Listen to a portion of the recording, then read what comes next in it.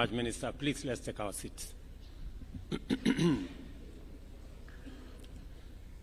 Your Excellencies, Honorable Ministers, distinguished ladies and gentlemen, good morning and welcome to this very important meeting. Last year, I participated at the Kenya Urban Forum in Naivasha, where we reflected on the need to develop adequate capacity to serve rapidly growing urban populations by investing in the radical expansion of essential housing, water, energy, transport, sanitation, and other pieces of infrastructure that would support urban planning and the reality that we live with, that the future is urban. I don't know whether it's correct to say the future is urban, or is it the present and the future is urban. It has been clear for some time now that the future of humanity is urban, and this trend applies to us in Kenya, where urbanization has been steadily growing at the annual rate of about 5%. In fact, at independence, it was 8% of the population in 1963 lived in urban centers. Today, we are at 34%. Projections indicate that this trend will continue, with urban populations expected to reach 50% by 2050. It is equally evident that lack of coordination and planning has deprived us of the numerous benefits of urbanization. Consequently, important economic drivers of development as well as high living standards lead to proliferation of insecure and unsustainable settlement patterns, which undermine dignity, security, safety, and health, while also driving environmental degradation. Looking at our cities today, looking at our urban settlements today, Hinga keeps reminding me that we have 1,410 informal settlements in Kenya, where there is no road network, scarce water, poor sanitation, sometimes no electricity, and people live in very bad conditions. And it is a stark reminder to us as leaders that there is something that urgently needs to be done to sort out the future. Because the future is urban, we must sort out urban settlements. As a matter of national policy, we are committed to enhancing urban governance and management, and with the aim of implementing effective development planning in a manner that promotes robust urban investment and the provision of inclusive, high-quality social infrastructure in all urban areas and cities throughout the country. If there is an intersection between the bottom-up economic transformation agenda's program of housing and this KUSSIP program, it is because both are aligned in making sure that there is sufficient infrastructure to support urban dwellers. And therefore, this KUSSIP 2 program is clearly in tandem with our plan on urban housing, because one cannot do without the other. We need the infrastructure, we need proper planning, we need roads, we need sanitation, we need stormwater management, we need non-motorable transport to be able to facilitate movement in urban areas. But if people are living in slums, it becomes not so much of a benefit. That's why a combination of our plan on social housing, on affordable housing, with this program makes a wholesome program for our cities. Urbanization, ladies and gentlemen, is both a fundamental driver and critical outcome of rapid economic growth. Kenya's under-urbanization presents an opportunity to establish a solid foundation for urban development, thereby improving economic opportunities and living conditions for millions of citizens. And let me contextualize this. The governor of Nairobi tells us that Nairobi will have 10 million people shortly. For us to remove that pressure from Nairobi, it is important for us, like the way we came up with devolution. Devolution was supposed to decongest the center and create alternative centers of growth in different parts of Kenya. Our urban planning must also give us the same opportunity. We need to decongest Nairobi and the other 5 or so major metropolises so that we create alternative settlements in smaller towns, in smaller municipalities, because we all understand that there is now competition between land that we are using for food production and land that is used for settlement. And therefore, townships, towns, and cities will give us an opportunity to remove the pressure that currently is on agricultural land by making sure that we settle people in urban centers so that we can free land that is used for agricultural production to feed the nation. Therefore, from where I sit, we have really an opportunity. Even as we think about the municipalities, I don't think the municipalities take away from the counties. In fact, I think they build the counties. They assist the counties in making sure that pressure is not concentrated on a few towns. And the more we improve governance, the more we improve facilities in the municipalities, the greater the opportunity we give ourselves to remove pressure from the large cities. It is also the reason why we discussed about the county aggregation industrial parks to try and create alternative centers of value addition, agro-processing, possibly manufacturing.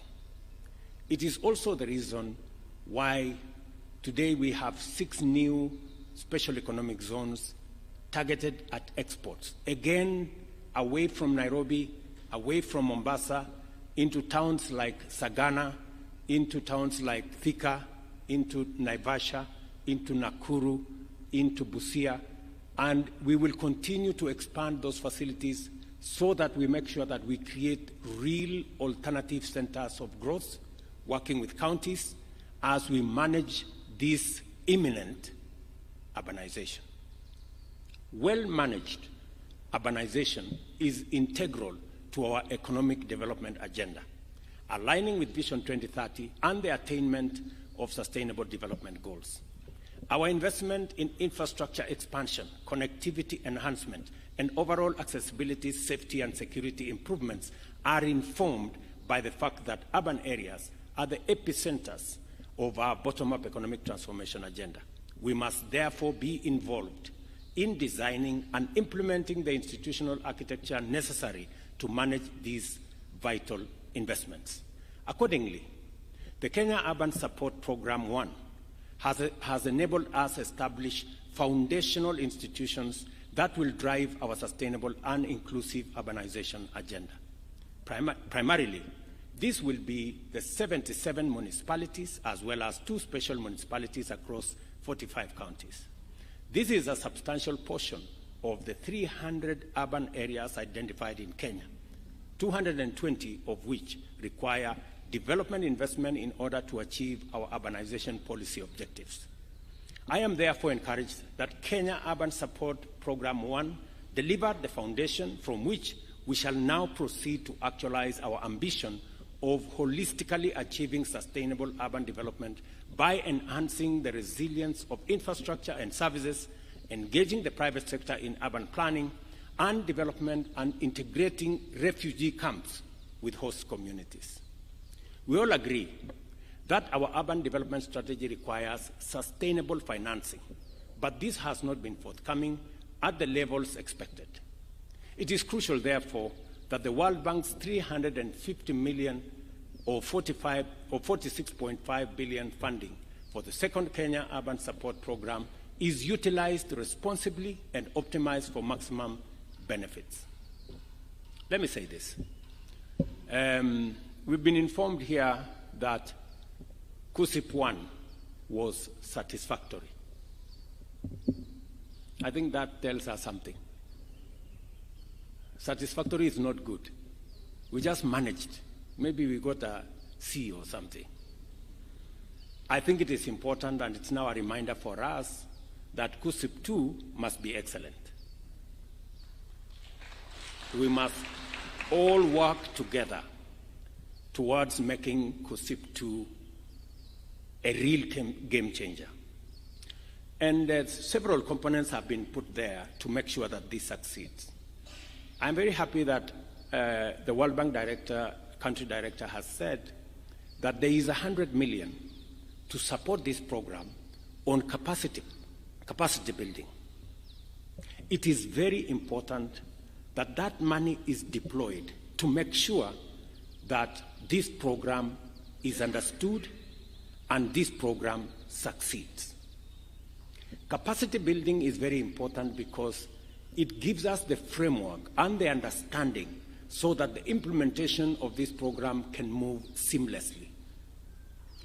I want to ask the World Bank to make sure that the resources, at least for capacity building, comes ahead of any other resources, so that those in municipalities, those in counties, staff in our ministry can understand this program to avoid wastage, to avoid pilferage, to avoid corruption, and to avoid theft.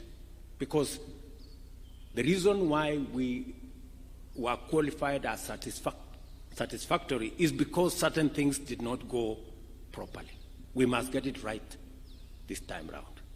I want to commit to my colleagues, governors, and leaders here that we will go out of our way to assist you to make sure that this program is implemented in an accountable manner so that the people of Kenya get value for the resources that eventually we are going to pay.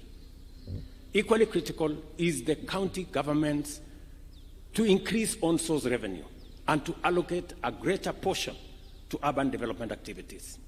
For our part, the national government is establishing the National Urban Development Fund to anchor the urban development agenda in a sustainable framework.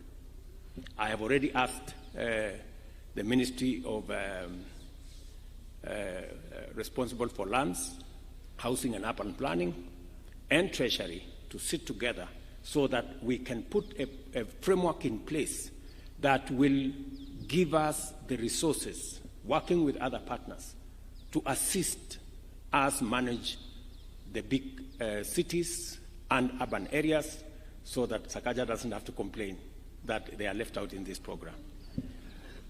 But Sakaja has mentioned one more very important thing, that municipalities, cities, and urban areas bring Kenyans from all walks of life into one place, and they create a home there. It helps in the homogeneity of our society, bringing Kenyans together, working together. I think it is a very positive thing. It is not a negative thing when Kenyans come and live together and bond together. That is the future. And I think we should encourage townships, municipalities, cities, because that way we not only remove pressure from land for agricultural production, but we also bring Kenyans into a space where we deal with the challenge of ethnicity that undermines our nationhood as a people. There is no doubt that climate change will continue to pose mounting challenges to our development and serious threats to human health and safety, especially in urban areas, where 60% of residents live in informal settlements. I say this statement of 60% with a very heavy heart. because informal settlements, ladies and gentlemen, are very unhygienic, very indecent livelihoods where Kenyans live. And we must do whatever it takes, using the resources we have. The resources we have under COSEP will help us do planning. These resources will help us deal with stormwater, will help us deal with sewage, will help us deal with lighting, will help us deal with titling and organizing our informal settlements. And our housing plan will help us have decent homes for these Kenyans. We have close to 7 million people in Kenya living in informal settlements, and they deserve our attention. The ongoing flooding, owing to abnormally high rainfall, underscores the urgent need for us to address this issue with very particular and specific attention. I am therefore delighted that the second urban support program has a strong climate change mitigation and resilience component, which further demonstrates our commitment to build adaptable cities and communities that are resilient in the face of dynamic environmental risks. In particular, the focus on the most vulnerable through building climate resilience for the urban poor is very commendable, and I will be looking out specifically for municipalities, cities, and towns that are keen on making sure that we support the urban poor. The synergy between the Kenya Urban Support Program and our bottom-up economic transformation agenda is unmistakable. In particular, the program's alignment with the affordable housing strategy pillar presents a unique opportunity to invest in urban infrastructure that supports the realization of the affordable housing objectives in order to deliver holistic, sustainable, and inclusive urban development. As we embark on implementing the second urban support program, we must take advantage of both the achievements and lessons of its predecessor, the most salient of which is the seamless coordination and effective partnership between the national and county governments. The State Department of Housing remains our focal point and must redouble its effort to ensure the project's success is achieved. And I'm very happy staff of the Ministry of the Department of Housing are here to listen to me say this. It is very important. With their tremendous contribution to GDP, our urban areas are significant economic engines and centers of technology development and innovation. In fact, the 5 largest cities alone account for over 70% of our total GDP in Kenya. It follows that their governance and management matters fundamentally for national development. It is critical that county governments prioritize the establishment of full-fledged urban institutions with robust governance and management. Again, I heard Hansen say clearly that they are also going to use resources to support the governance of these cities. I want to ask my friends governors, it is a mark of very strong leadership if you can delegate and if you can make sure that these municipalities have some measure of autonomy for them under your supervision to make sure that they deliver on the program that you give to them. It is really a mark of very strong leadership if you can assign other people to do the job at that other level. Of course, still under your management and supervision. And I think this program will be keen on how governance relations between the municipalities, the cities, the counties, of course, and the national government, how we relate for the better delivery of this program. I take this opportunity to appreciate with gratitude the support of the World Bank, whose investment and leadership have done so much for the transformation of our centers of accelerated development. We do not take your partnership, Hansen and your organization, for granted. We believe this partnership is a partnership that gives us a win-win outcome. It is also important for me to thank the participating county governments for their commitment, which has been demonstrated time and time again over the course of this initiative. I look forward to witnessing a more urgent, focused, and ambitious approach to this program. Let me say this in conclusion. As I have said, this program talks to an imperative that we cannot change: urbanization. As to whether the future is urban or not, I think we have settled that subject. The future is urban. It is now up to us. Are we going to have towns, municipalities, and cities that are planned, or are we going to leave it to be chaotic and confused? The responsibility is ours. Now, with KUSIP 1, we made some strides. We saw a lot of non-motorable transport, several hundred kilometers. We saw a lot of stormwater management. We saw a lot of sewage extension programs.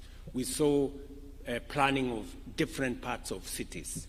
We now have an opportunity to scale that up.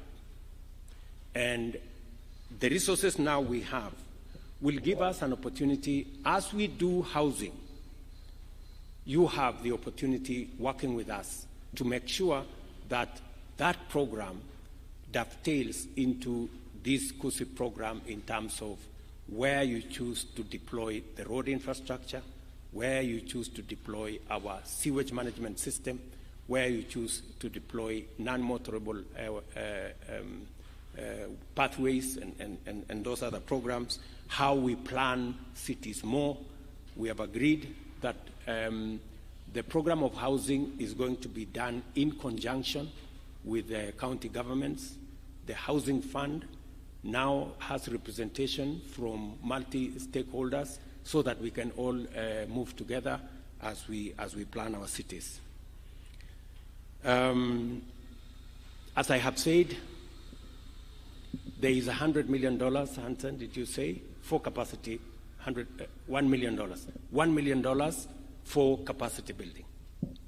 Those resources are important, as I said, so that we can improve on the governance, we can improve on the understanding, and it gives us better leverage on the understanding to deliver on this program. So again, we appreciate the $100 million, the $1 million, sorry, and I will ask the National Treasury, in the event that there is need for that kitty to be expanded, we should expand that kitty for greater understanding and greater knowledge, so that we can make sure that all those who will have an opportunity to deliver on this program have the requisite understanding, so that we don't get a satisfactory outcome, we get an excellent outcome this time around. Let me also say that there's a component that has been said contextualizing this program about on-source revenue. I know when we spoke about on-source revenue, there is a bit of discomfort. But let me say this. Of the money we have here is $300 million. That's about 40 billion. That 40 billion is a loan. It is not free money. And it is money that has been contributed by other countries.